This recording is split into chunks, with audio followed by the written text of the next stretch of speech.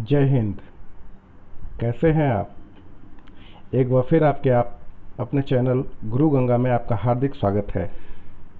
पिछले वीडियोज़ में आपने तद्भव और तत्सम की परिभाषा, उनकी पहचान के ट्रिक के साथ साथ अनेक तद्भव तत्सम शब्दों को सीखा है। साथ ही प्रैक्टिस सेट के विभिन्न प्रश्नों का उत्तर देने का भी आपने प्रयास किया है। आज भी हम अन्य बहुत से तद्भव और तत्सम शब्दों को सीखेंगे और पिछले वीडियोज़ की तरह ही, पिछले कार्यक्रम की तरह ही इसमें भी प्रैक्टिस सेट के प्रश्नों को आप अपनी कॉपी पे या फिर कमेंट बॉक्स में ही उसका उत्तर देने का प्रयास करेंगे और बाद में आप उससे मिलान करेंगे जो हमने पढ़ाया होगा कि आपने इस वीडियोज़ में कितना सीखा और कितने का सही उत्तर आप दे पाए। और इससे पहले कि हम आगे शुरू करें, एक बार फिर से निवेदन है कि जिन्होंने चैनल को सब्सक्राइब नहीं किया है वे सब्सक्राइब करके बेल आइकन को दबा दें ताकि आपको प्रत्येक वीडियो की नोटिफिकेशन मिलती रहे। और जिन्होंने पिछली वीडियोज़ नहीं देखी है उनके लिए इस वीडियो के डिस्क्रिप्शन बॉक्स में लिंक दिया जाएगा, आप वहां क्लिक करके उस वीडियोज़ को भी देख सकते हैं। तो आइए अब हम चलें आज की कक्षा की ओर। लीजिए, आ गए हम लोग नए शब्दों की तरफ।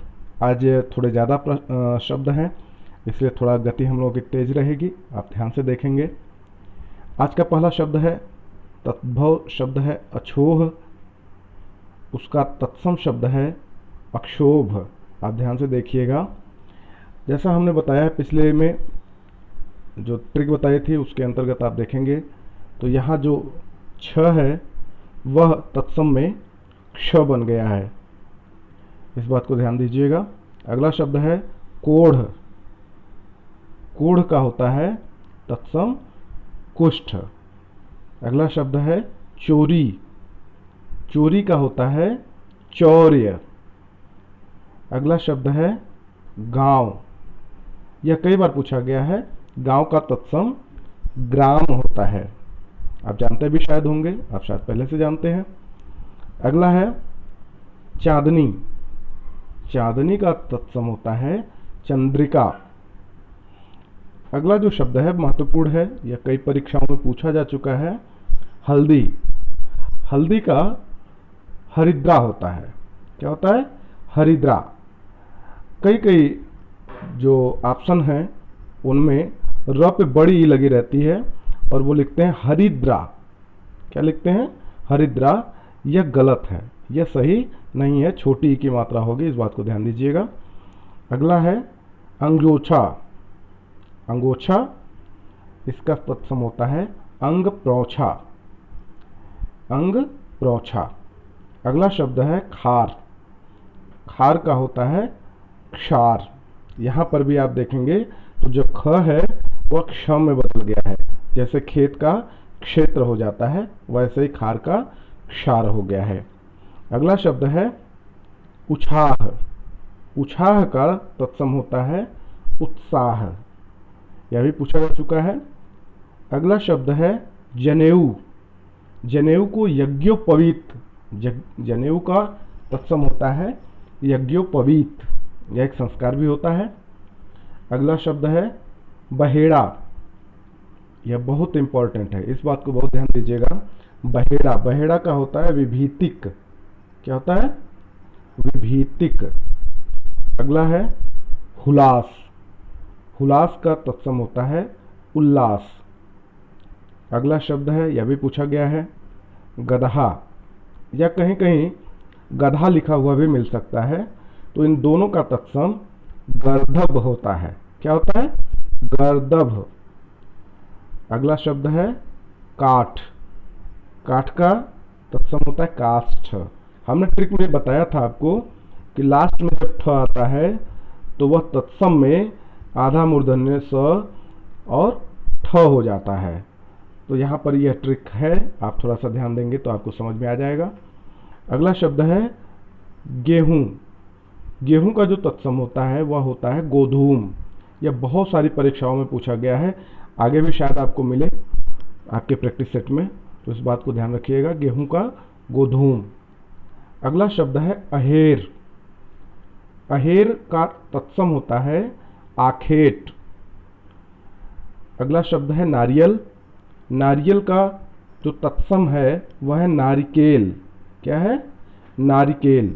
यह बहुत इंपॉर्टेंट है, यह भी कई परीक्षाओं में आ चुका है और इसके पूछे जाने की संभावना हमेशा बनी रहती है, तो इस बात को ध्यान से देखिएगा। अगला है लाज, क्षमा कीजिएगा, अगला शब्द है लाज। लाज का तत्सम होती है लज्जा। साधारणतः आप देखेंगे तो अगर तत्सम में कोई अक्षर ऐसा मिल जाए जहाँ पे जैसे ये ज है और वहाँ पे ऑप्शन में अगर इस तरह से आधा ज और पूरा ज है, तो आप ये मान के चलिए कि यह जो ऑप्शन है इसके सही होने की संभावना सर्वाधिक होती है। तो यह भी एक ट्रिक है थोड़ी सी, जब आपको उत्तर न पता हो तो आप इसको आजमा सकते हैं और आपको ज़्यादातर चांस बनेगा कि आपका उत्तर सही होगा। अगला शब्द है अंगुरी, या फिर उंगली भी लिखा हुआ मिल सकता है, तो इसका जो तत्सम है वह है अंगुली, तत्सम है अंगुली। अगला शब्द है मछली। मछली का जो तत्सम होता है वह होता है मत्स्य। अगला शब्द है अकेला। अकेला का जो तत्सम होता है एकल। क्या होता है? एकल। अगला शब्द है अनशन। क्या है? अनशन। और इसका तत्सम जब बना तो ये हुआ अनशन। जो छोटा सा है वह छोटा सा यहाँ पर आकर बड़े श में बदल गया। ट्रिक में हमने बताया था कि तद्भव में छोटे स का प्रयोग सर्वाधिक होता है और जब तत्सम होता है तो उसमें बड़े श का प्रयोग हो जाता है, तो इस बात को ध्यान दीजिएगा। अगला है कपड़ा। यह कई बार पूछा जा चुका है। कपड़ा का तत्सम करपट होता है। करपट। करपट का मतलब र पूरा नहीं रहेगा, ऐसे नहीं लिखेंगे आप, ये गलत है, उड़ंतुआ र होता है। अगला है खप्पर। खप्पर का खरपर हो जाता है, यहाँ पर भी ऊपर वाला र है प पे। अगला शब्द है रूठा। और रूठा इसका तत्सम होता है रुष्ट। अगला शब्द है महुआ। यह भी महत्वपूर्ण है और आप देखेंगे कि तो इसमें बहुत सारे शब्द ऐसे हैं जो सामान्यतः हर किताब में उपलब्ध नहीं है, तो थोड़ा सा जो आपको ऐसे शब्द लगते हैं, आप एक बार पूरा वीडियो देखने के बाद दोबारा से जब इसका अध्ययन करेंगे तो पॉज कर करके इसको ध्यान से देखेंगे, ताकि आपको उत्तर देने में आसानी भी रहेगी और ये चीज़ें 2-3 बार देखने के बाद भूलेंगे भी नहीं। तो एग्जाम की दृष्टि से ये महत्वपूर्ण भी है। अगला शब्द महुआ। महुआ का होता है मधुक। क्या होता है? मधुक। अगला शब्द है मूछ। मूछ का तत्सम होता है श्मश्रु। क्या होता है? श्मश्रु, यानी छोटा आधा बड़ा श होता है, म होता है और श्र पे छोटे उ की मात्रा होती है। अगला है इम्पोर्टेंट है ये भी, केवट। केवट का तत्सम होता है कैवर्त। क्या होता है? कैवर्त। अगला शब्द है खीर। खीर का तत्सम होता है क्षीर। क्षीर, यहाँ पर भी आप देखेंगे तो जो ख है वह क्ष में बदल गया है। अगला है दही। दही का तत्सम होता है दधी। ये तो थोड़ा सामान्य है, ज़्यादातर लोग जानते होंगे। अगला है लोहार। लोहार का तत्सम होता है लौहकार, मतलब लोहे का काम करने वाला। अगला शब्द है गिद्ध और एक और शब्द है उसके साथ में गीध। दोनों में से कुछ भी पूछा जा सकता है, दोनों एक ही चीज़ है, दोनों का अर्थ एक है और दोनों का तत्सम भी एक ही है। गृध्र। क्या है? गृध्र। अगला शब्द है घड़ा। घड़ा का तत्सम होता है घट। क्या होता है? घट। अगला शब्द है सींग। सींग का होता है श्रृंग। क्या होता है? श्रृंग। आप देखेंगे तो सामान्यतया ये जो स्र है वो इस तरह से लिखा जाना चाहिए था, यह सही है, लेकिन ये टाइपिंग मिस्टेक हो गई है। अगर आप ध्यान देंगे तो ये स्र आधा स्र है, उस पर री की मात्रा लगी हुई है, तो इस तरह से होना चाहिए, ये सही है। अगला है तीखा। तीखा का है तीक्ष्ण। क्या है? तीक्ष्ण। अगला शब्द है जौ। जौ अनाज है, आप जानते ही हैं। इसका तत्सम होता है यव। क्या होता है? यव। अगला शब्द है गाभिन। यह भी पूछा जा चुका है कई बार। गाभिन का तत्सम होता है गर्भिणी। नेक्स्ट है पानी। पानी का तत्सम होता है पाड़ी। यह भी आपके ट्रिक में मिला था, आपने ध्यान दिया होगा शायद। जो पहली वीडियो बनी थी इसकी तत्समभाव और तत्सम की, उसमें इन चीज़ों पे भी चर्चा हुई थी। अगला शब्द है तालाब। तालाब का होता है तड़ाग। नेक्स्ट है उखली। उखली का तत्सम होता है उलूखल। क्या होता है? उलूखल। महत्वपूर्ण है एग्जाम की दृष्टि से। अगला शब्द है गवैया। गवैया का होता है तत्सम गायक। नेक्स्ट है बसेरा। बसेरा का तत्सम होता है वासगृह। नेक्स्ट है गाहक। गाहक का तत्सम होता है ग्राहक। केवल ग में र लग जाता है, आधा ग पूरा र आ की मात्रा, ग्राहक हो जाता है। नेक्स्ट है क्षति। यहाँ पर भी आप देखेंगे तो जो छ है वह क्ष में बदल गया है और क्षति का क्षति हो गया है। तो यह भी उस ट्रिक के हिसाब से आप देखेंगे तो आपको सही समझ में आएगा। अगला है मक्खन। मक्खन का तत्सम होता है मृक्षण। यह भी पूछा जा चुका है, महत्वपूर्ण प्रतियोगी परीक्षाओं में पूछा जा चुका है। अगला है कपास। कपास का जो तत्सम होता है वह होता है करपास। ऊपर वाला र रहेगा, क्या होगा? करपास। नेक्स्ट है कान। कान का तत्सम होता है कर्ड। अगला शब्द है केला। केला का जो तत्सम है वह है कदली। और अगला जो शब्द है वह है दूध। दूध का तत्सम होता है दुग्ध। नेक्स्ट देखते हैं जमुना। जमुना का तत्सम है यमुना। य में बदल गया है तो जमुना का क्या हो गया? यमुना। अगला शब्द है कुत्ता। कुत्ता का जो तत्सम होता है वह होता है कुक्कुर। क्या होता है? कुक्कुर। हमने पिछली वीडियो में आपको बताया भी था कि कुछ शब्द ऐसे होते हैं जिन्हें हम देसी भाषाओं में बार बार प्रयोग करते हैं, भोजपुरी में प्रयोग करते हैं, जो तत्सम हैं, पर हमें उस समय याद नहीं रहता कि हम शुद्ध संस्कृत शब्दों को बोल रहे हैं, प्रयोग कर रहे हैं। तो देखते हैं आगे। कंधा। कंधा का जो तत्सम है वह स्कंध। क्या है? स्कंध। अगला है, अब ध्यान देने वाली चीज़ है, हर किसी की प्रिय चीज़ है ये, आप भी ध्यान दे रहे होंगे। ससुराल।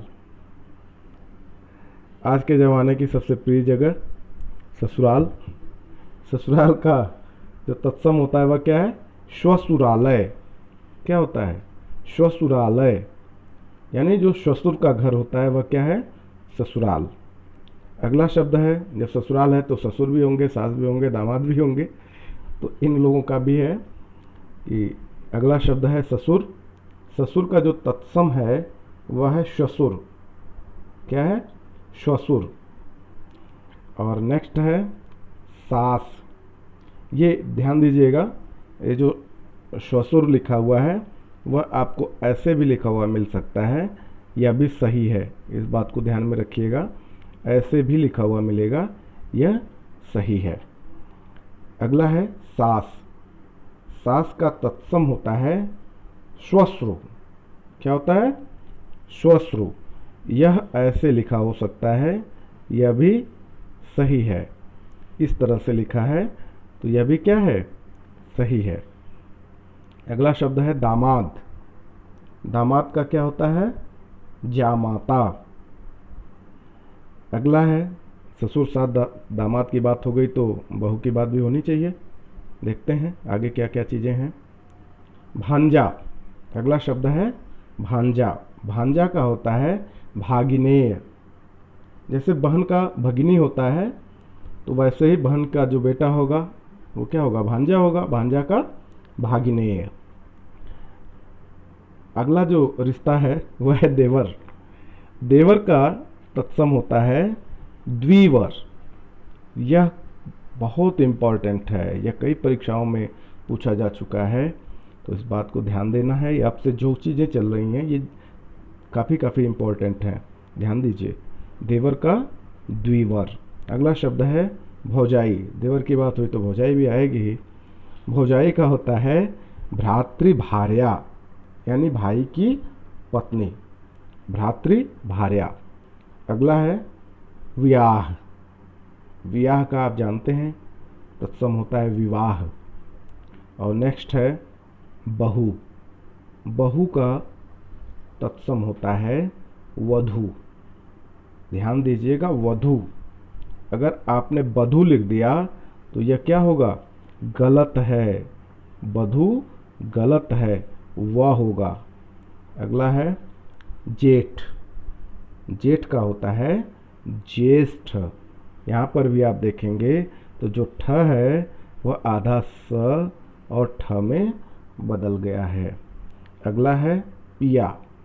पिया का होता है प्रिय। और एक सबसे खतरनाक जो रिश्ता होता है उस पर बात कर लेते हैं। अगला शब्द है सौत। सौत का जो तत्सम होता है वह होता है सपत्नी। क्या होता है, सपत्नी। नेक्स्ट है अंजुरी। अंजुरी का तत्सम होता है अंजलि। क्या होता है, अंजलि। अगला शब्द है ओला। ओला का जो तत्सम है वह है उपल।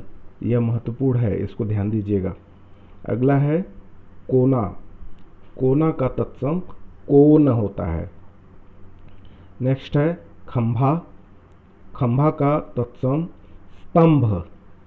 क्या है, स्तंभ। अगला शब्द है कहार। यह भी कई बार पूछा गया है, ध्यान दीजिएगा। कहार। कहार का होता है तत्सम स्कंद भार। क्या होता है, स्कंद भार। अगला शब्द है तपसी। तपसी का तत्सम है तपस्वी। नेक्स्ट है गुण। गुण का होता है गुड़। यहाँ पर भी न जो होता है वह ड में बदल गया है। आपको हमने बताया भी था, जब आपने ट्रिक सीखी थी तो उसमें बताया था कि जो न होता है लास्ट में वह तद्भव होता है और ड लगता है तो क्या हो जाता है। जैसे हमने आपको बताया था कि रावण है उसका रावण हो जाता है, कृष्ण है, किशन है उसका कृष्ण हो जाता है, सावन है तो श्रावण हो जाता है। तो न क्या होता है, ड में बदल जाता है। अगला है तेल। तेल का तैल ऐ हो जाता है। नेक्स्ट है खेती। खेती का क्षेत्रित। क्या होता है, क्षेत्रित। नेक्स्ट है तिनका। तिनका का तत्सम होता है तृण। अगला है सोना। सोना का जो तत्सम होता है वह है स्वर्ण। अगला शब्द है हीरा। हीरा का तत्सम हीरक। क्या होता है, हीरक। आपने देखा भी होगा जब 25वीं वर्षगांठ होती है तो लोग कहते हैं कि ये रजत जयंती है, या 50 साल पूरा होता है तो कहते हैं कि ये स्वर्ण जयंती है, 75 साल होता है तो कहते हैं हीरक जयंती है। तो ये क्या है, हीरक। हीरा का तत्सम हीरक। अगला शब्द है कुसाई। कुसाई का तत्सम गोस्वामी होता है। नेक्स्ट है जोगी।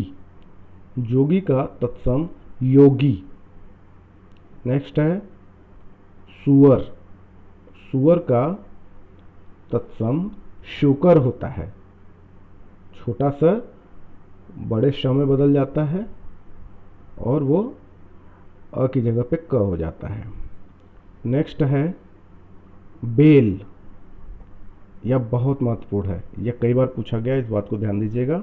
नेक्स्ट है बेल। बेल का विल्ब। क्या होता है, विल्ब। और यह आज के जो बहुत सारे संग्रह हैं उसका अंतिम शब्द है। अब चलते हैं अगले अपने अभ्यास सेट की तरफ, जहाँ पे प्रश्न दिए हैं और आपको उनके उत्तर कमेंट बॉक्स में या आपने कहीं अलग कॉपी पे लिखना है, ताकि आप बाद में मिला सकें कि जो आपने अभी भी सीखा है आप उसका सही उत्तर दे पाए या कहीं कमी रह गई। इस बात को ध्यान देना है आपको। तो आइए चलते हैं अभ्यास के प्रश्नों की तरफ। यह है आपका प्रैक्टिस सेट रोज की तरह से। इसमें पहला प्रश्न है, हल्दी का तत्सम बताइए। हल्दी का तत्सम बताइए। हमने अभी आपको बताया था जब पढ़ाया था तो कि परीक्षाओं में कई बार पूछा गया है। ये यूपी आरओ 2014 की परीक्षा में भी पूछा गया है, कई बार टीजीटी और पीजीटी में भी पूछा जा चुका है, तो इस बात को ध्यान दीजिएगा। इसका उत्तर दीजिए। नेक्स्ट है, अंगोछा का तत्सम क्या है। यह एपीओ की परीक्षा में पूछा गया, ऐसे तो 1998 में पूछा गया और उसके अलावा भी बहुत सारी परीक्षाओं में पूछा गया है। यह इम्पोर्टेंट है, हमने पढ़ाते समय बताया था। नेक्स्ट तीसरा जो प्रश्न है वह है, उल्लास किसका तत्सम है।